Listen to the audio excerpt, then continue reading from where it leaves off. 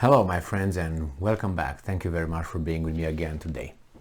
How do you call the actions of a state, of a government, who orders the assassination of a civilian citizen of another country who is a media person, works in the media?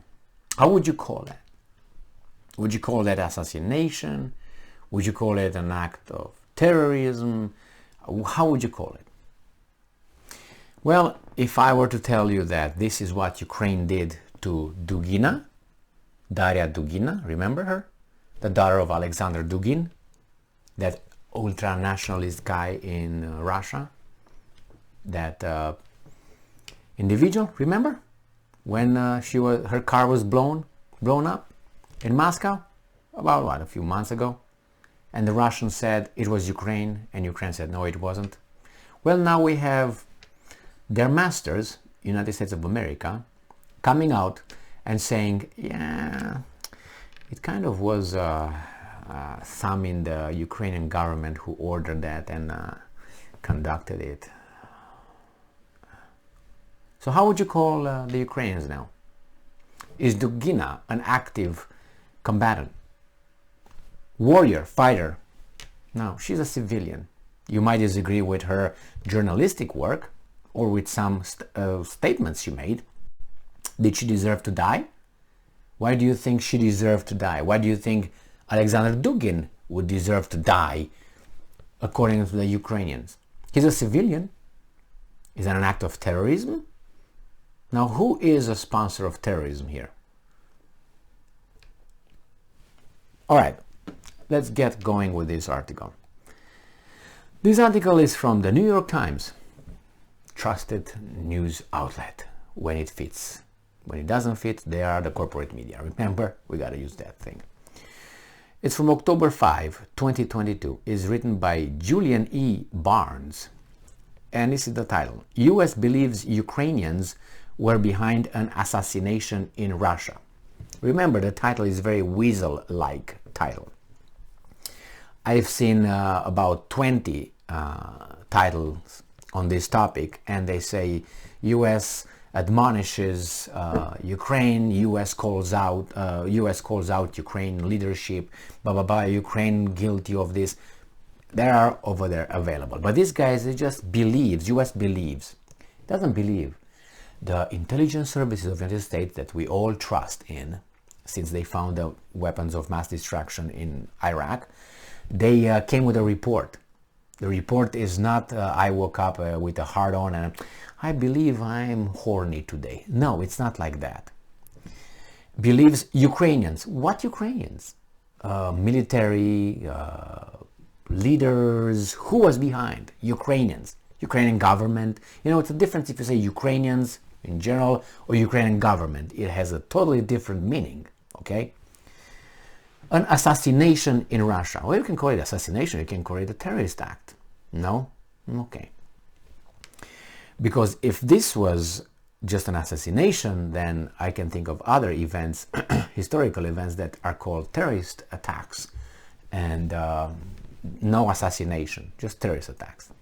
All right, let's get going. U.S. intelligence agencies believe parts of the Ukrainian government authorized the car bomb attack near Moscow in August that killed Daria Dugina, daughter of prominent Russian nationalist, an element of a covert campaign that U.S. officials fear could widen the conflict. All right, I haven't heard Russians doing anything like this with Ukrainian officials. You can say, well, they killed enough civilians in the cities where Ukrainian army is located among civilians. Yeah, why do you want them to shoot like this and avoid everything? The United States took no part in the attack, either by providing intelligence or other assistance, officials said. U.S. officials also said they were not aware of the operation ahead of time and would have opposed the killing had they been consulted. If you're opposed, that means something is not right. Afterward, US officials admonished Ukrainian officials over the assassination, they said. All right, the closely held assessment, closely, of Ukrainian complicity, which has not been previously reported, was shared within the US government last week. Ukraine denied involvement in the killing immediately after the attack, and senior officials repeated those denials when asked about the US intelligence assessment. So they continue to deny it. Now, while Russia has not retaliated in a specific way for the assassination, the United States is concerned that such attacks, while high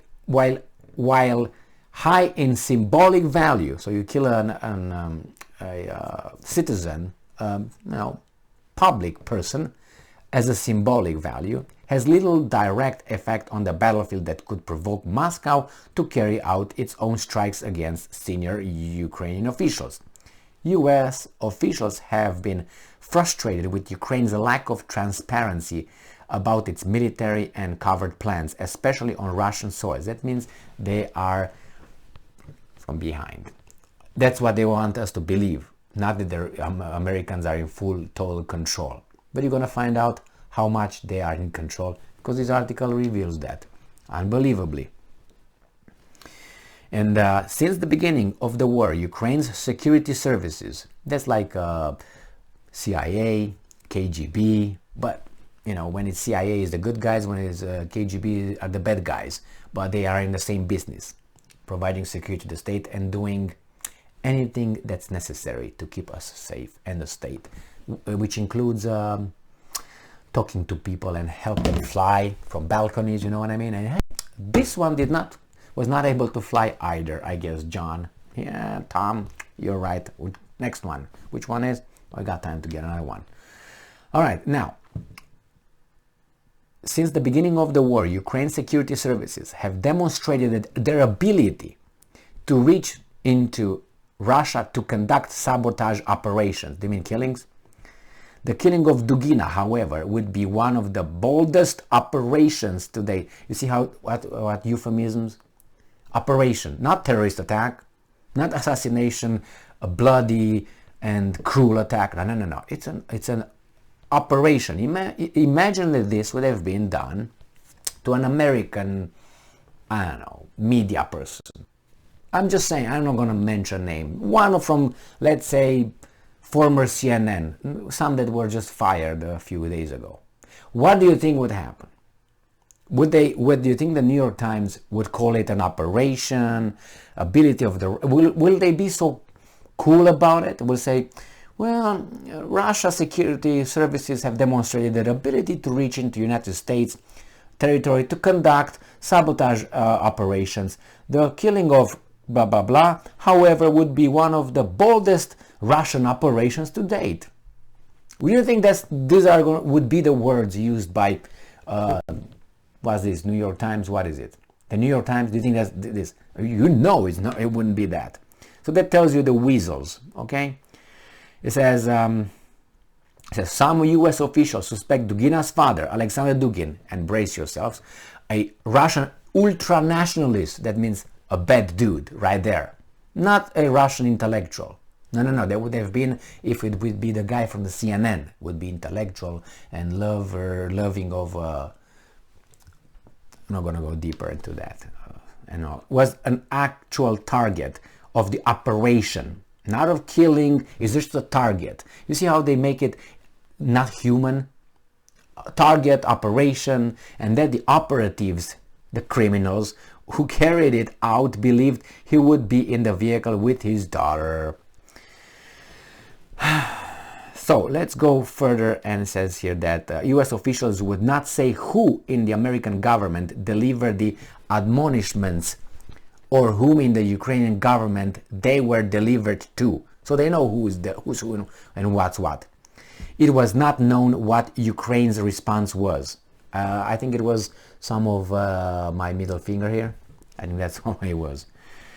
It says, while the Pentagon and spy agency have shared sensitive battlefield intelligence with the Ukrainians, helping them zero in on Russian command posts, supply lines, and other key targets. The Ukrainians have not always told the U.S. officials what they plan to do. So they try not to, they distance themselves with this terrorist attack or crime, assassination. They didn't share with us, But we help them and say, there's a Russian over there, see the coordinates, put 3255, push that button, boof, boof. Yeah, good job. We're not involved, Russia. We're not involved. Okay, you see this over there. So no, it's the other coordinates. Yeah, you use 5431 for this one. Okay, push.